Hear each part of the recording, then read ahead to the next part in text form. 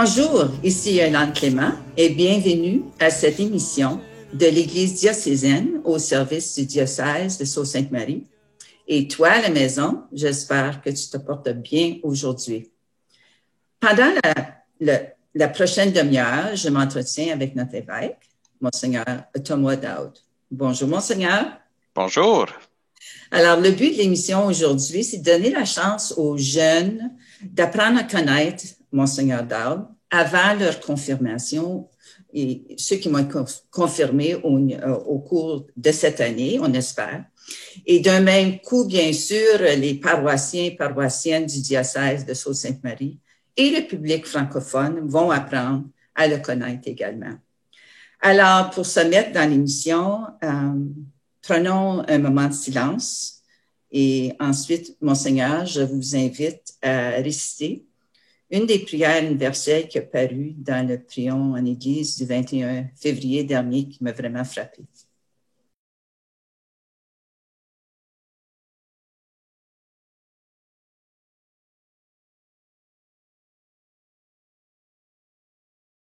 Regarde avec tendresse, Seigneur, les jeunes du monde entier, que chacun et chacune trouve le chemin d'un avenir prometteur. Nous te prions. Amen. Amen. Alors, Monseigneur, je sais que vous êtes un jogger, vous aimez courir. Oui. Et nous connaissons l'importance de toujours se réchauffer avant de faire nos exercices. Alors, avant d'aller aux questions des confirmés futurs, j'aimerais faire un exercice de réchauffement de 2-3 minutes avec vous. Parfait. Et voici ce que je vous propose. Lors de votre installation comme évêque à North Bay en décembre 2020, j'ai appris des choses à votre sujet. Ah!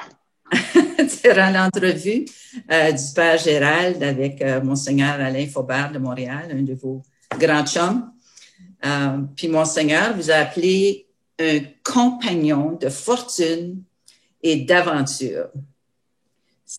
C'est bien décrit, ça décrit bien une personne. Alors, j'aimerais entendre vos commentaires face à 3 propos que Monseigneur Faubert a fait à votre sujet. Alors, premièrement, il dit, Monseigneur Daoud aime être tout né. Bon, ça veut dire quoi exactement être tout né, mais je peux vous dire que pour moi, l'idée, c'est d'être branché, dans le sens que je suis intéressé partout. Si je trouve un article sur la science, l'astronomie, ça m'intéresse. Si je trouve un article ou une vidéo sur YouTube sur des animaux en Afrique, quelque chose comme ça m'intéresse. Alors, l'histoire. Alors, j'essaie d'être branché, mais pas juste technologiquement, mais de connaître la culture et de connaître les gens. Je suis fasciné par les gens et le monde autour de nous. Intéressant, très bien. Puis aussi, vous êtes très articulé, selon Monseigneur Faubert, avec un français montréalais et un anglais montréalais. Effectivement. Je note des différences entre le français de Montréal et d'ici. Juste une petite chose. Chez nous à Montréal, quand on parle des heures en après-midi, on utilise, par exemple, je vais dire à quelqu'un, on se rencontre à 16 heures. Ici, on dit, on se rencontre à 4 heures. Et il faut que je fasse le calcul maintenant dans ma tête. OK, 16 heures, c'est 4 heures avant que je propose quelque chose. Parce que quand je dis 16 heures, je vois que les gens comprennent, mais c'est eux qui font le calcul. Alors, c'est une toute petite différence. Et l'anglais de Montréal est aussi un anglais identifié comme une sorte de sous-dialecte.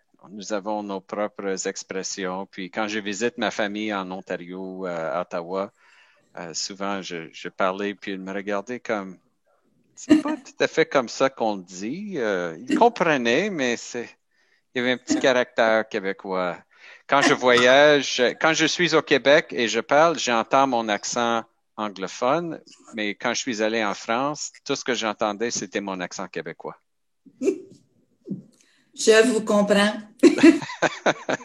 vécu les mêmes expériences. Alors aussi, selon Monseigneur Faubert, vous avez un rire communicateur. Vous avez un sens d'humour décalé, hors de l'habituel, puis un sens du ridicule. Ah, c'est possible. Moi, je dis souvent que j'ai un sens d'humour très sec. Alors, quand je fais un joke, il faut que je prenne une gorgée d'eau. Alors, voilà un exemple. Alors, c'est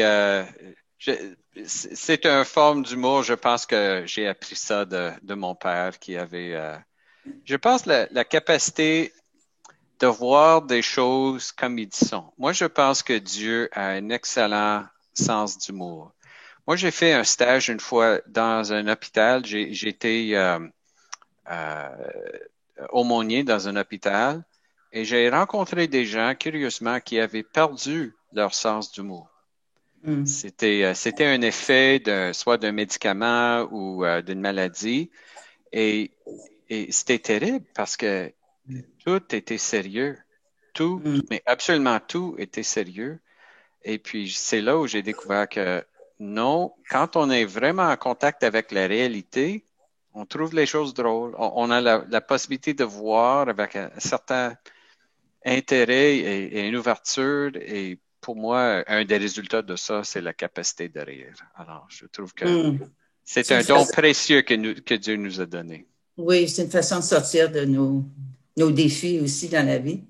Et toi, à la maison qui a soif d'en savoir plus au sujet de Monseigneur, va sur YouTube à l'émission numéro 1956 de l'Église diocésaine pour apprendre davantage au niveau de Monseigneur. Alors, parlons maintenant de la confirmation. Quels sont vos souvenirs de votre confirmation? Moi, j'ai été confirmé en paroisse, pas par un évêque, c'était par un prêtre qui avait été délégué pour la confirmation.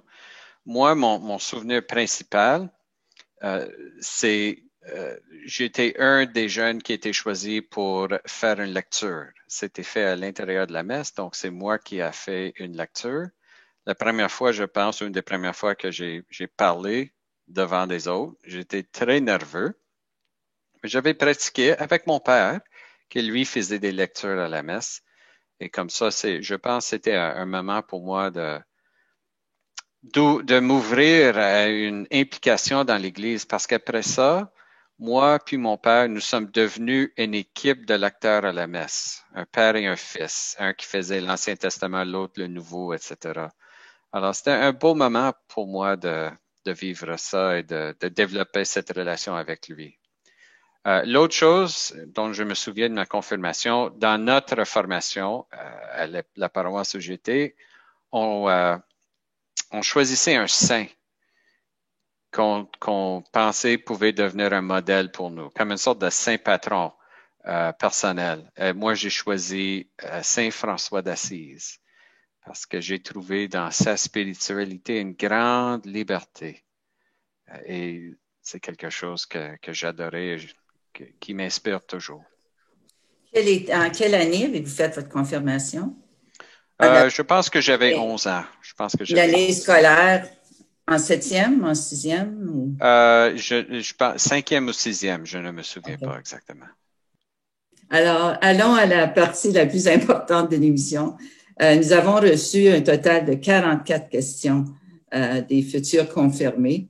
On ne pourra pas répondre à toutes les questions reçues, mais j'ai été vraiment impressionnée de la qualité des questions.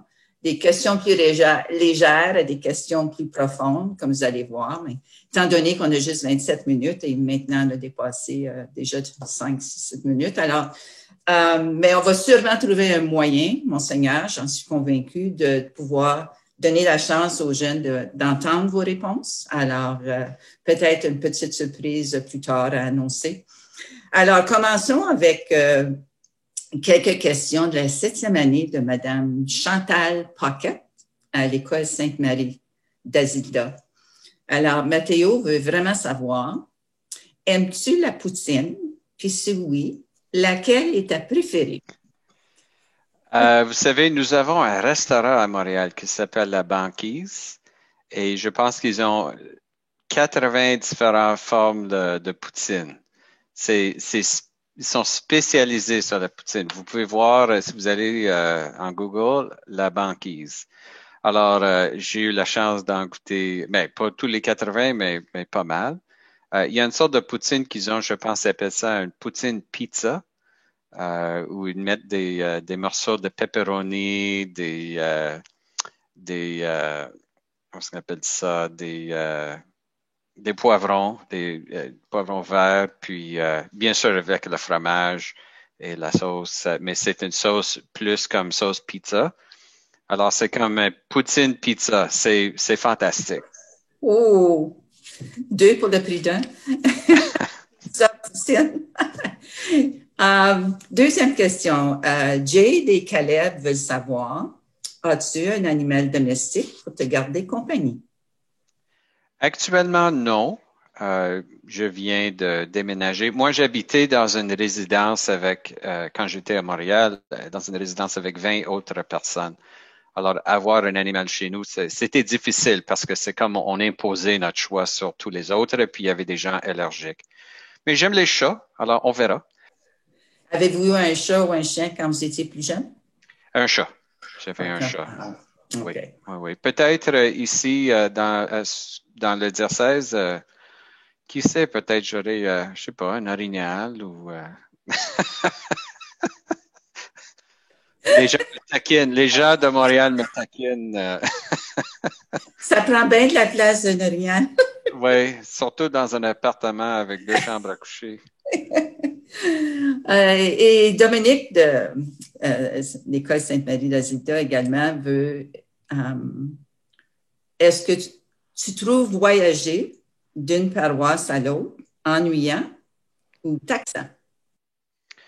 J'aime découvrir des nouvelles choses. J'aime découvrir des endroits et les personnes. Alors, aller visiter, pour moi, c'est un moment de découverte. C'est toujours une aventure. Non, j'aime ça. J'aime ça beaucoup. Vous aimez conduire, vous n'avez pas de problème dans le Grand Nord de voyager? Non, ça va. Ça va. Oui. Oui, pas de problème. Avez-vous vu des animaux en voyageant? Pas encore. Ça me surprend. Tous les gens ont des histoires des animaux qu'ils ont vus, ils ont frappé. Mais non, dans mon cas, pas encore.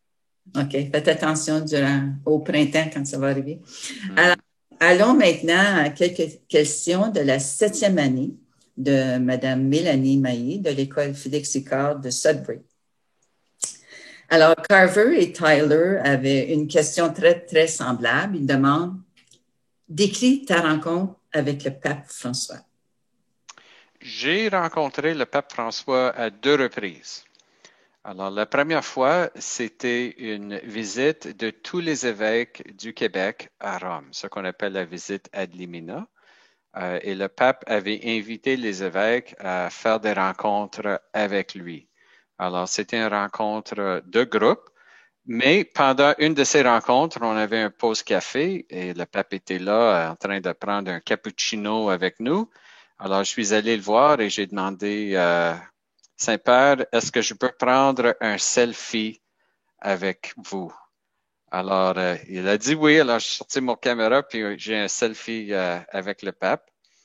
Et la deuxième fois, c'était une année plus tard où je suis allé à Rome pour un mois pour un événement qui s'appelle le Synode des évêques. J'étais un délégué du Canada pour ça.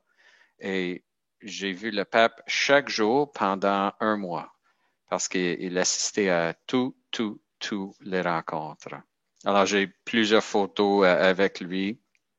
C'était vraiment très spécial.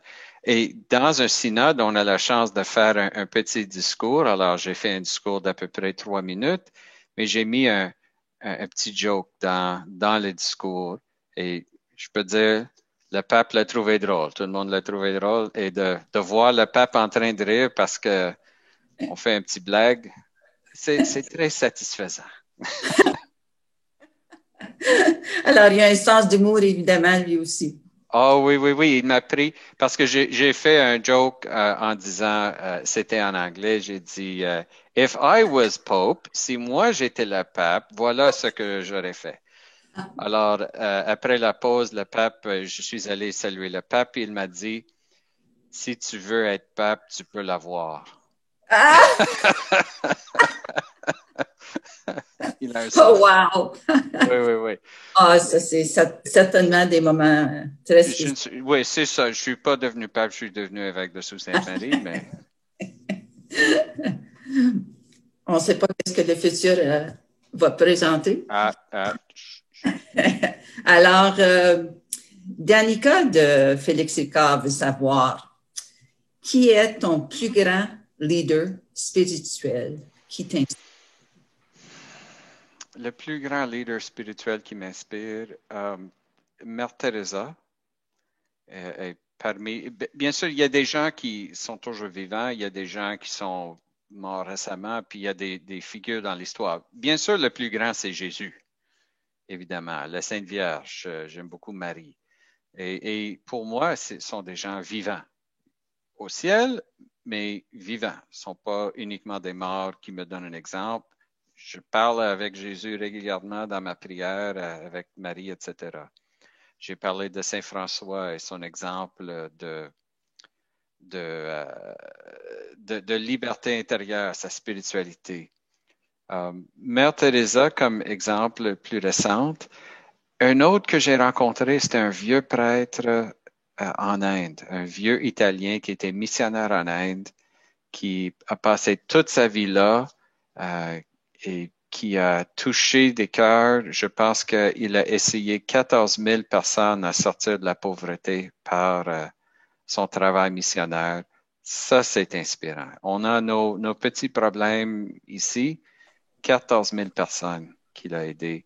C'est extraordinaire. Oui, oui. Wow. Oui.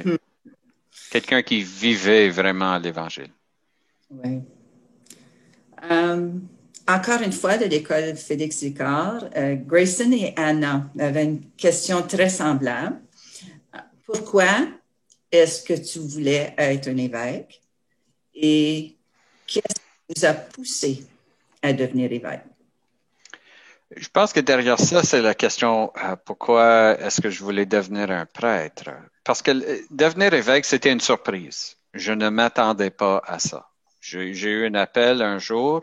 Je me souviens, j'avais célébré des funérailles le matin. C'était le 5 juillet ou le 4 juillet. Il faisait chaud. J'étais habillé en noir. C'était des funérailles, alors avec mon jacket puis tout. Alors, je suis rentré chez nous, puis je me suis mis devant le climatiseur juste pour avoir moins de chaleur. Le téléphone sonne et je prends le téléphone et la personne dit, il faut que le nom apostolique vous parle. Il a quelque chose à vous annoncer. Et c'était que j'ai été choisi pour devenir évêque. Alors, c'était une grande surprise. Je m'attendais pas à ça. Pourquoi est-ce que j'ai accepté? Moi, je pense que le sens, pour moi personnellement, le sens de ma vie, c'est déterminé en partie par les opportunités de servir. Ça veut dire qu'on peut vivre uniquement pour nous, d'une manière égoïste, ou on peut vivre pour les autres. Et moi, j'étais toujours inspiré par les gens qui vivaient pour les autres. Je voulais être comme eux. Alors, devenir évêque, c'était une autre manière de vivre pour les autres. Je n'ai pas été poussé, c'était un appel et j'ai décidé de répondre à cet appel pour devenir prêtre, pour devenir évêque, etc. C'est vraiment un appel. Alors, le temps file, comme on dit. Alors, on va avancer à quelques questions des 7e et 8e années de Mme Heather Roberts de l'École Saint-Joseph à Blind River. Alors, Hudson, la 8e année, vous demande qu'est-ce que tu aimes cuisiner? J'aime beaucoup de choses, mais surtout des mets indiens. Des choses épicées. Ah! J'aime ça. Pas nécessairement indien, mais des mets épicés, j'aime ça. Puis Anna de la 7e année se demande, est-ce que ça t'arrive d'échapper ton chapeau blanc pendant une célébration? Non, c'est fait pour être bien solide sur la tête. Mais il y a un truc pour le mettre, pour l'enlever. Malheureusement, je ne l'ai pas ici, je le montrerai, mais il y a un petit truc pour comment le mettre. C'est pas des bobby pins, non, hein? Non, non, non, non. C'est quoi le vrai terme pour le chapeau blanc? Le mitre. Alors aussi, maintenant, avançons à la classe des 7e et 8e années de M. Luc Laframboise de l'école Saint-Thomas à Warren.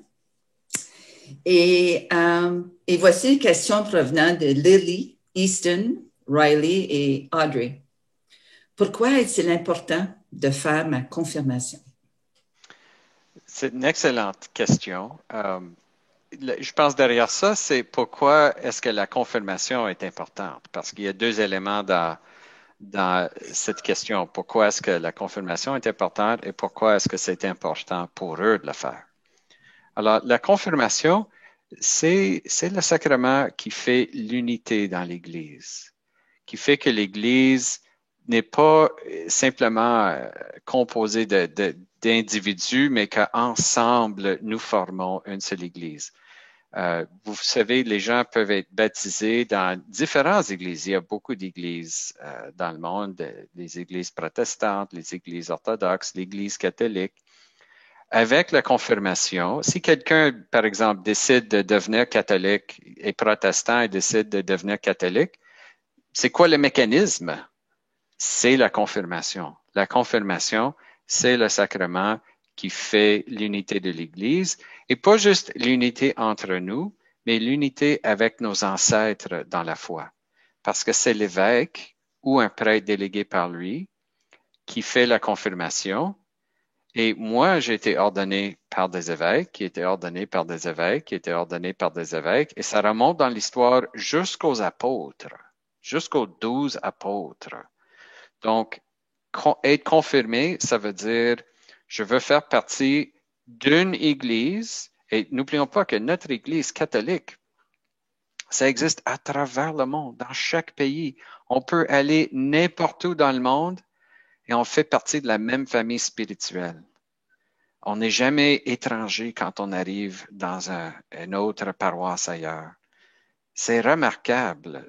Nous sommes la seule institution, la plus ancienne, qui a cette possibilité de bâtir une unité. Et pour moi, quand je vois le monde aujourd'hui, l'unité est très importante. La division n'aide pas à la paix sociale. Alors, pour ces jeunes, pourquoi faire partie, pourquoi recevoir la confirmation? C'est une manière pour vous de dire oui, je veux faire partie de ce mouvement d'unité, de charité, de reconnaissance de cette grande tradition qui vient des apôtres. C'est pas nécessairement que la confirmation te donne quelque chose, mais c'est aussi une manière pour toi de te donner. Alors, ça va dans les deux sens. C'est pour fortifier cette relation qui existe dans notre foi, dans notre baptême. Excellent. Alors, Lily, Easton, Riley puis Audrey posent une question sur un sujet plus controversé dans notre société. Pourquoi les femmes ne peuvent pas devenir prêtres? Oui, c'est une bonne question. Ce n'est pas facile de donner une réponse courte parce que ce n'est pas vraiment une question de pourquoi est-ce que les femmes ne peuvent pas, etc. Ça va encore plus loin que ça. Pour nous, les catholiques, les chrétiens, quand on regarde la Bible, on voit que le fait d'être un homme ou d'être une femme est très important. Quand on pense à Adam et Ève, nos premiers ancêtres, ils étaient créés hommes et femmes.